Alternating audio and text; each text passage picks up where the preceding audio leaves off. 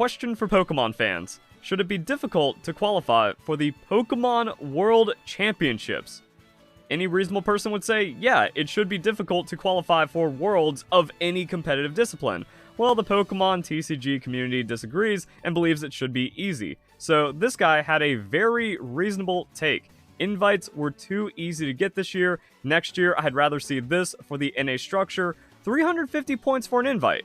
Wait a second, that's a lot less than what it is currently. Flashbang warning. That's the wrong one. There we go. So yeah, to be a Masters Division player, you need 600 points. However, there's a bit more to this because locals shouldn't reward any more points, and then you scale down the points received from international challenges because that's also heavily inflated and crazy. So this person said, like, yeah, you should earn your invite in regional and national level events, and then he got called elitist, gatekeeping, and that it would kill the Pokemon TCG scene.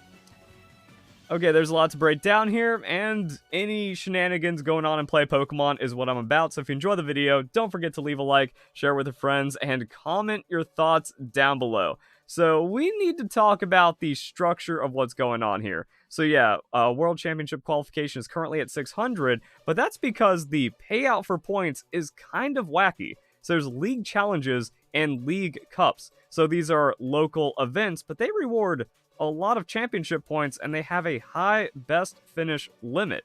So the league cup is a bit more exclusive. However, you can still get top in that if you get, you know, even top 4, that's 32 times 6. You're getting a significant amount towards qualifying for Worlds. And then if you're just the best player at your local card shop or even second best, yeah, you're already getting another 60 to 90 points just like that for free. And the best finish limit is your best finish limit. It doesn't mean like, oh, I'm only allowed to try for 6 challenges, and if I get 8th, I'm screwed. No, you can participate in 30 of these if you can actually make it to that many events, and then if you only get 6 wins out of that, boom, you get your 90 points right there, which is worth quite a bit. And then regionals has a lot, so you got best finish limit 6 combined for championships and special events, but then the math just kind of gets crazy. Like no limit on international championships. So you can go to 3 different internationals if you have that much accessibility or money or sponsors or whatever, and you could be a very low player where it's like, yeah, I got, you know, 200th at internationals, but then that's 80. Do that a couple times and then you're a third of the way to Worlds. Like that's insane and unbelievable. But the biggest problem is coming from challenges and cups. So what's a challenge? Small entry-level event that is held monthly by eligible Play Pokemon stores and Pokemon League Challenge tournaments. Players can earn championship points. Cups are a step up from those challenge competitions, increase championship point payouts, and give players more opportunities to test their skills in preparation for larger events, and then that goes into regionals and stuff like that. Now, is it hard, like, to find this many events? I wanted to see how the championship point scene was going where I grew up and actually played, like, competitive Pokemon and even in the TCG. And there we go. Cool Stuff Games, Hollywood, Florida. You got the League Challenge right here. They also make it nice and easy to sort. We're like, okay, we're looking for cups, we're looking for challenges, and all of that fun stuff. And yeah, there's just a lot of them around. But Cool Stuff Games, anyone that's from the one in Hollywood, cool. We have the challenge on May 27th, and then the League Cup on May 25th, then also a lot of locals. So the challenge is mostly just going to be the locals, but also everyone's competing for these easier to get points. But there's also just kind of all kinds of card shops all over the place, and that's why it's kind of easy, because you can just go through it. Oh wait, this one's on May 18th for the League Cup. We also have challenge on May 22nd, and the April Cup, so we can also just kind of scroll down and see it. More May challenges. Like, you can actually run multiple challenges and cups a month throughout the entire year to get the best points for your best finish limit. Yeah, and that's the problem. That's why I'm wondering, I'm like, how is anyone having a hard time with this very reasonable take that the points are way overinflated? But then we can kind of see what people are saying. Very elitist take. Not a fan of gatekeeping the game from less known players like myself from achieving a World's invitation.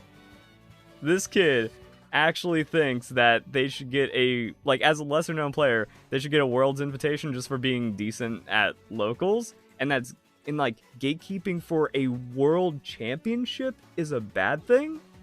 shame on someone that won a regional. So also, like, this dude's a legit guy. Killing, and then, like, that's going to kill the local scene. Bro, the local scene has been doing just fine because people want to show up and play Pokemon for maybe the local, like, store packs. Where it's like, yeah, put $5, $10 in, you get a pack for entering, get top 4, you get a couple more packs back. Yo, what a great way to spend your Tuesday night. Like that, the local scene has thrived like that before championship points were a thing. And this middling player thinks he's going to get his break and then, like, make a living off Pokemon. But nope, that's not going to happen if cups and challenges are removed. The more tweets I see on the elitism in Pokemon topic, the more I'm glad I didn't win Orlando. So wanting to make sure only the highest skilled players are qualifying for Worlds is a bad thing. No, like, this is an elite level tournament. You are now playing in the most elite form of competition, and it continues to prove that pretty much everyone in the Pokemon community has never experienced true competition. They don't even go outside and touch grass. They don't understand anything about the real world. They just want to cheat and have the free ride the entire time because they were given a trophy for everything in their life and have faced no challenges whatsoever. Honestly, opening up the national events was a big mistake. That it used to be you had to qualify for nationals, and then your placement in nationals determined if you got a Worlds invite, and it was very exclusive to go to Worlds, as it should be with any tournament ever. I don't want to turn into, like, so this guy thinks like, oh, I win regionals, and then that's going to convert me. It's going to turn me into someone that only believes the elite should be invited to tournaments. Well, no one's saying only the elite being invited to any tournaments, just Worlds. Or killing off the entire... Bro, the NPC hive mind of Pokemon. One stupid thought infects the sub-90 IQ morons out there, and then it just spreads, and then they keep parroting it, and they think they're right. And aside from midwit takes infesting the Pokemon community, it's also just the complete ignorance, like what I cover in the VGC. I don't play competitive Pokemon, but hacking should be allowed, and Wolfe did nothing wrong, even if he did cheat, but he didn't. But if he did cheat, that's fine. You know, just non-stop nonsense. So let's actually see what this guy is responding to. Yo, how many Master Division players can we expect at Worlds? Currently, 527 are qualified for Worlds, 94 in US, Canada. And it just became May, and this was made at like the end of April. And this person said, if it's too easy, why have only 94 players qualified in NA? If only 94 players qualify for a region for Worlds, that's already too much. But also, this dude is just not even remotely attached to reality. The way the structure works is that invites obtained will increase exponentially towards the end of the season. Data analysis predicts Worlds is on pace to have over 1,000 players this year with the influx of points. Also, this influx of points is going to be huge because we still have a regional and also the North American International Championship. So 94 players from NA have already qualified without a North American International rewarding insane points. And I even broke it down, but again, these weirdos cannot cope. So if you get 4th place at 6 league challenges, the lowest tier of locals, that's 60 points. Then you get 8th place in the cups because, oh wait, you're getting people from further away because it's worth a lot more championship points. So you're like 8th, not even like your region, like a semi-local. And then you're 64th at regionals. And that's 300 points. 64th. 50 times 6 is going to be 300. Now, yeah, it means you need the money to compete. That's also like a weird thing that people don't understand. Earning invites shouldn't be who has the most time and money to travel. Nobody would ever go to Cups and pay $30 for no points. So this is already a lie, and we're going to break that down as well. But currently the system is who has the most time and money and can enter 5 or 6 regionals and get 64th, like top 64, gets to go to Worlds. And then 256th at Nationals. If you get 200th at Nationals, that's 80 points, and that's 590. So yeah, you flip any of these, and like you do slightly better at a challenge or a cup, and then you get to go to Worlds. So you're not considered a low-tier player for getting 64th at Regionals or 256th at Nationals. If you get 200th at Nationals, you have no right being in Worlds. Same thing if you can't crack top 32 in 6 regionals. But if said low-tier player did make it to Worlds, they would not do well, so who cares? then why are you diluting the competition and making the event take longer and be more frustrating and more convoluted by filling it up with bad players? They're not eating up a spot at Worlds that someone else could have had. There needs to be like an actual cap though, because again, that enforces competitive integrity and makes sure only the best players are playing at Worlds. So yeah, these kids are ignorant. They have no idea what they're talking about. They want everyone to get a trophy because they've never earned anything for themselves. So they have to project like, well, I could make it here and then my life isn't miserable because I'm making a living playing Pokemon as the most mid TCG player ever. So let's actually see what's happening at the events. Local cups and challenges. Hey, what does everyone's local shop charge for participating? It's $10 for a cup. There's another one coming up that's $15. Based on my experience, price is still worth it. So that other person said, no one's going to pay $30 for a cup if there's not any championship points. Well, it seems like the average is like 10 to 15. Does get a little higher. So paid $10 for challenges, 15 for cups. Same here. Also, the reason why the local scene has survived so much is because prize support is generally pretty good. What's prize support like? First challenge I went to, paid $10, I got 2 series packs, 11 people, 4 rounds, best of 1. Prize payout was just to first and second. Store credit! That's even better than packs. Like the thing is, yeah, completely dependent on the store. Most challenges charge 15, most do give a prize pack for entry, and more packs depending on how well you do. Some places give store credit. So I mean, like, okay, you go to a challenge, you pay $10, you get some series packs. That's just locals. That's just how it goes. 11 people. So if you're the second best to have 11 people, you get prize points or championship points. You get 12 championship points. You go to this every month, and then you're sitting at 70 points right there. And you also get like store credit and stuff. So like, and you're having a good time. The point of going to locals is to get a little better, hang out with friends, and play the game you claim to enjoy. My local card shop charges the following: $5 for weekly, 10 for challenges, 25 for League Cup early registration. So this one's on the higher end, but if you have something like that, that could also be more packs as a reward. And it also means like if they don't need to have a League Cup because League Cups don't exist anymore, or at least if they remove challenges and then they change this. Like the thing is, League Cups maybe should just give out the point payout for challenges, and then it gets reduced like $5.50 for Masters for Worlds or something. Like there's absolutely better ways of doing this. And then this must be like a bigger shop in a larger metro area to have like an early registration and on-site. But either way, like you're actually paying for an event at that point. $20 for a cup, everyone walks away with 2 regular packs and a prize pack. Also, that means if you do better, you're going to be getting more packs. So you know you pay $20, you get top 4, walk away with 8 packs, you had a good time. Weekly tournaments for $5, 50% for everyone entering to the winner. So yeah, like it's just whatever the shop wants to do. Prizing adds context. League is $6, challenge is $10, cups is $20.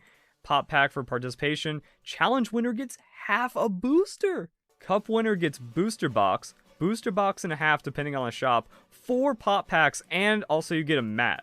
So that's another reason why I could do the cup. Like you don't have to get championship points. You can just get the map. That's kind of cool, and everyone gets a pop pack. So yeah, like oh wow, the Pokemon community is lying about all of this. And again, like I don't get it. This will kill the morale of players who at least want to attempt their invite. Like if you're just farming the local scene and you can't go to at least 3 regionals, then there's no dream there anyways. And then just complete fallacy and nonsense. This would kill attendance numbers, which hurts the growth of the game. Yes, the local is going from 30 people once a month to 20 people once a month is just the end of Pokemon TCG, isn't it? Honestly, a horrible take. TCG should not have this much elitism.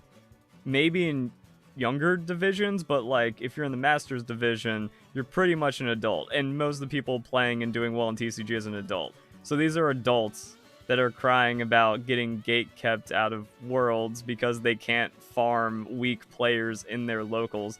I'm just trying to show that the Pokemon TCG, it's not much better off than the Pokemon VGC. There's still tons of cheating. Pokemon Company International is corrupt. That encompasses all of play Pokemon. I don't know how good or bad Pokemon Go is and all the weird stuff around that, but at least with the Pokemon TCG, cheaters get defended. Michael Pramwat, Tord, you know, you're going to be going up against Sharks, you're going to be getting stacked against, you're going to get slow played against, and depending on how the judges handle it, they can just cheat against you or cheat against many players in a tournament. Nothing happens. So as you can see, the Pokemon TCG is still very rotten as well, filled with entitled brats that think cheating is okay, and they just want everything for nothing. Children's card game, so it has to be accessible for kids. Cool, so you make the younger divisions more accessible, and then you upgrade it for the Master Division. If you want to be elitist, go play Yu-Gi-Oh! And cry, because Konami doesn't care about its players.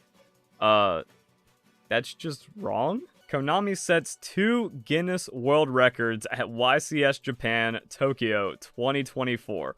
Most entrants in a trading card game tournament, as well as the largest trading card game tournament, with 7,400 participants being registered, and then also all those people taking part in the tournament. And I heard in the official judge group that it was over 10,000 people applying, because they do it with a lottery system, since you have to cap an event this large at some point. Then a lot of the news around it is 8,000 player YCS. I think Yu-Gi-Oh! Is doing just fine, and it shows like the echoed chamber of derangement in the entirety of the Pokemon community, and then only knowing toxicity, hate, and nastiness. I knew there were bad takes on this app, but this is up there as one of the worst. Gimping locals. Grassroots of the game is not it, Chief. It's all just bad faith from the Pokemon community, because that's absolutely not what's happening, and the history of the Pokemon TCG and local events has shown that. So this will end up killing the game and local game stores, because you don't have one somewhat kind of large event once a month that gets 11 players. That also, like, the store maybe takes a small amount. Like, some stores take half and then distribute the other half, and then it's also packs or store credit or something. Like, maybe there's some cups and challenges out there getting 70 players, but, like, pre-release events, those are propping up the stores way more. Without cups or challenges, the stores would be like, hey, this is the big monthly one. Instead of the $5, the 4th Sunday is going to be $25 entry, but we're putting up a box or something like that. You need to go back to clown school. Bro, see, like, these kids don't have any arguments or anything. They just know how to be nasty and meme and make posts and, like, yeah, whatever. Gatekeeping worlds from those who use locals to grind their points, because they can only travel to 1 to 3 regionals and 1 international challenge. I mean, already going to 3 regionals and international challenge is a lot, and that is more paying to get into worlds, which is what someone above said, like, oh, that's a bad thing. And it also means, like, if you get rid of that, you're giving more players a fair opportunity to get into worlds. But if these numbers can go up, you know, like 250 for regionals, like if you get first place at a regionals, that should just be like an automatic invite into worlds or something. So like 250, 200, 150, 125, 100, and maybe even like 75 here. 3 top 8s in regionals get you to worlds. That's fair. Also like 4 top 16s, and that's without an international championship. And it should be that, like, yeah, you probably need to compete in an international championship if you want a world qualification, since Worlds is just the world event. It's the capstone of your season. So there's probably, like, some extra balance around there where it's like, yeah, you can get 128th in international championship. That's worth top 8 at a regionals, which is actually insane. And if the points come down to like 350 or 400, oh, it's actually doable with a couple events. So let's say you get top 64 at an international, you get top 8 at 2 regionals. That's only going to be 330 points, which means now you actually have to play like 12 other smaller events instead of just like saving up and going to the big events and kind of proving yourself there. It's a mess, and the Pokemon community has always been stupid. Hope you guys enjoy the video. Hope you all have a nice day. Thank you very much for watching.